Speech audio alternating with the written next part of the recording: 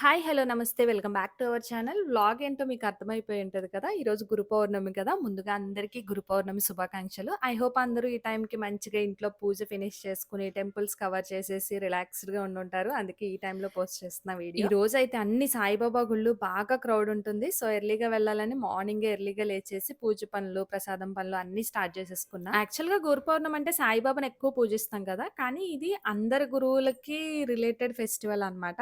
అసలు ఈరోజేంటంటే వేదవ్యాసి మహర్షి గారి జయంతి అనమాట ఈరోజు.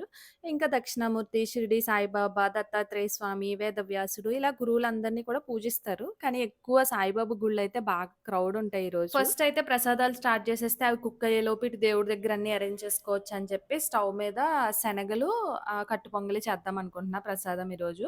నైటే శనగలైతే నానబెట్టేసుకున్నా. ఫస్ట్ అవైతే కుక్కర్‌లో పెట్టేసి రైస్ కూడా పెట్టేద్దాం అని చెప్పి పక్కన పెట్టేసుకొని రెడీగా ఉంచుకున్నా. ఇంకో కుక్కర్ ఉంది యాక్చువల్లీ. రైస్ అందులో శనగలు ఒక దాంట్లో పెట్టేద్దాం అనుకున్నా. బట్ పైనుంది పైకెక్కి తీయాలి. మేనేజ్ చేసేద్దాంలే అని స్టార్ట్ చేశా. తర్వాత అనిపించింది అరే! పైనుంచి ఇంకో కుక్కర్ కూడా తీస్తే ఇంకా త్వరగా అయిపోయాయి కదా ప్రసాదాలు అనిపించింది. ప్యారలల్‌గా కిచెన్ దగ్గర పనులు, దేవుడి దగ్గర పనులు ఫాస్ట్‌గా చేసేసుకున్నా. స్లోగా చేసుకోవచ్చు కదా అనుకుంటారేమో. ఇంట్లోనే అయితే స్లోగా చేసుకునేదాన్ని. మళ్ళీ టెంపుల్‌కి వెళ్ళాలి, ప్రసాదాలు పంచాలి. టెంపుల్‌కి వెళ్ళాలన్నా, ప్రసాదాలు పంచాలన్నా మా హస్బెండ్ సపోర్ట్ అయితే ఖచ్చితంగా ఉండాలి. ఆయన 7కి జిమ్ నుంచి వస్తాను అన్నీ ఫినిష్ చేసుకొని రెడీగా ఉండు అని చెప్పి జిమ్‌కెళ్ళిపోయారు. సో, అది నా కంగారంతా. తనొచ్చేలోపు అయితే అన్నీ చేసేసుకోవాలి హడావిడిగా. వీహా ఉంటే అసలు ఇలాంటి టార్గెట్స్ అయితే పెట్టుకోను. సింపుల్‌గా ఇంట్లో పూజ చేసేసుకునేదాన్ని. పిల్లలుంటే ఎలా ఉంటదో మీకు తెలుసు కదా! 7కి అవ్వాలని స్టార్ట్ చేస్తే 11 అయిపోతది. సో, ఇంకా వీహా కూడా లేదు. కొంచెం ఫ్రీ టైమ్ దొరికింది అని చెప్పి ఒక 20 మెంబర్స్‌కైతే ప్రసాదం చేద్దామని చేస్తున్నాను. పూజకి కావాల్సిన అన్నీ కూడా బిఫోర్ డేనే తెప్పిచ్చేసుకున్నా. కానీ ఒకటి మిస్ అయింది. స్వీట్ ప్రసాదం అయితే తెప్పించలేదు.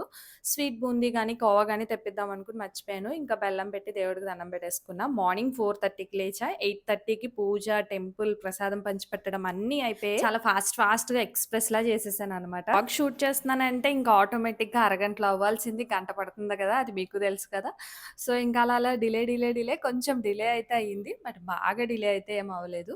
షూట్ చేయాలి, ఇటు పక్కన పూజ పనులు చేయాలి, అటు ప్రసాదాలు చేయాలి. అన్నీ నేను ఒక్కదాన్నే మేనేజ్ చేసుకోవాలి కాబట్టి కొంచెం లేట్ అయింది. లేట్ అంటే మరీ లేట్ ఏం కాదు.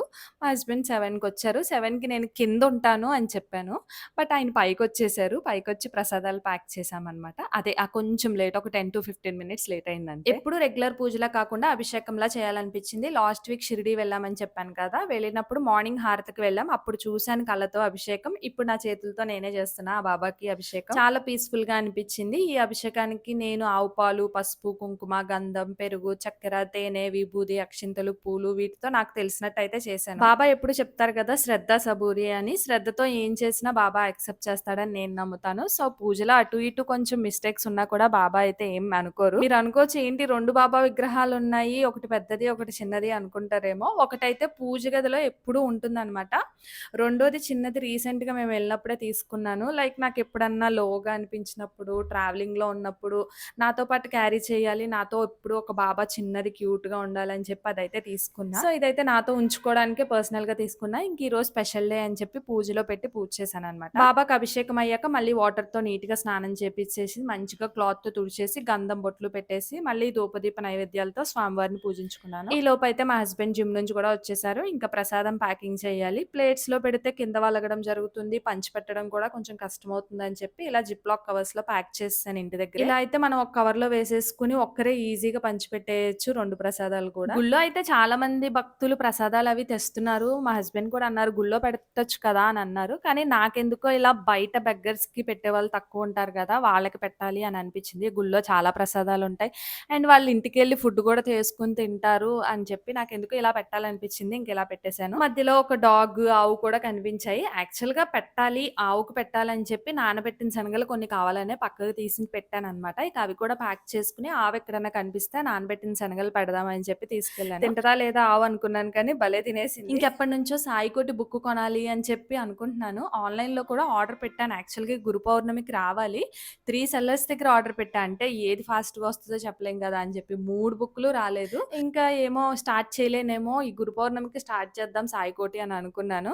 లక్కీగా టెంపుల్‌కి ఎదురుంగా బుక్స్ అన్నీ అమ్ముతున్నారనమాట. ఇంక అక్కడ సాయికోటి బుక్ అయితే తీసుకున్నాను. ఇంక ఈరోజైతే స్టార్ట్ చేస్తాను. ఎప్పుడన్నా అలా ఖాళీ టైం కుదిరినప్పుడు అలా రాసుకుంటా. ఎప్పటికి ఫినిష్ అవుతది? ఇలా 1 ఇయర్ లోపే ఫినిష్ చేయాలి, లేకపోతే 2 మంత్స్‌లో ఫినిష్ చేయాలి, 3 మంత్స్‌లో ఫినిష్ చేయాలి అని టార్గెట్ ఏం లేదు. నాకు అనిపించినప్పుడు, నాకు కుదిరినప్పుడే రాసుకుందాం చదువుకుందాం అని చెప్పి జస్ట్ ఈ సాయికోటి బుక్ అయితే తీసుకున్నాను. మేము బాబా గుడికెళ్ళే టైంకి బాబా గారికి కూడా అభిషేకం అది చేసి అప్పుడే అయ్యిందనమాట. ఇంకా అన్ని అన్నంతో అభిషేకం చేశారు. ఈరోజు అన్న సమారాధన జరుగుతది గదా!